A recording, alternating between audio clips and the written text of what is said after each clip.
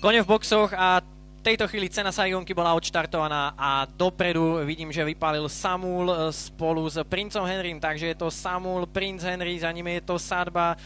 Bistrik s jednotkou sa prepána na 5. 6. miesto, prichádza tam aj Noble Toad a z najvyššieho štartového čísla je tam v prvej štvorici aj Dabiango, takže takéto je poradie prvých 5 koní v oblúku pri jazdeckých oddieloch a Samul privádza konia na protiľahlú stenu a naťahuje krok, takže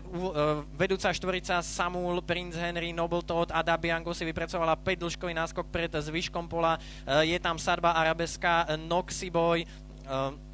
takisto je tam aj Bistrik, Dancing Melody a je tam Izop a na poslednej priečke je tam Farah.